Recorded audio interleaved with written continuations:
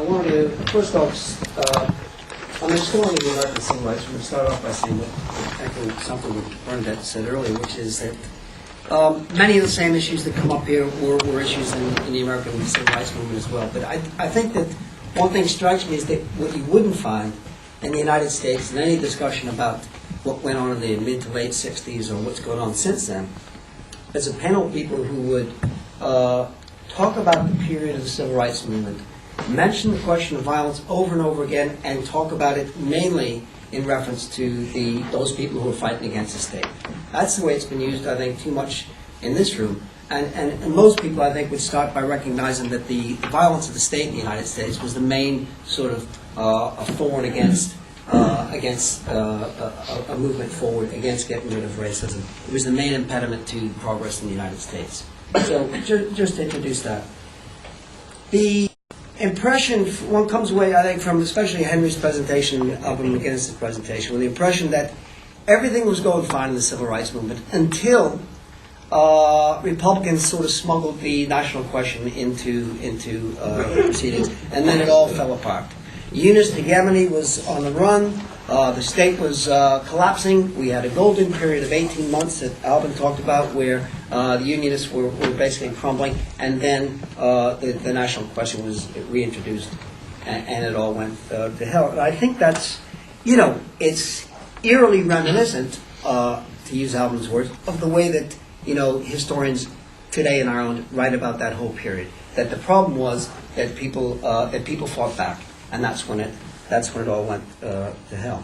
I think that, people, involved in the civil rights movement, some of them very forcibly, others, try to grapple with the question, how do you fight for reforms in a way that leaves the door open to especially Protestant working class people who you want to win as your allies in the fight? Bernadette said it explicitly. Other people, on the left in particular, were pushing that way. Others, and particularly people around the Communist Party, I think, said, we cannot allow the question of partition to be raised in this movement at all. It's out of bounds. Anybody that raises it has to be pushed off to the sidelines. And that's reminiscent to me, Alvin, of the way that you're pushing the argument here. I think that the reason, there's no sort of magical formula. The reason that Republican politics resonated with people, I think, particularly after 69 and 70, is that the experience of working class nationalists matched, the idea that the state couldn't be reformed, that partition was the problem.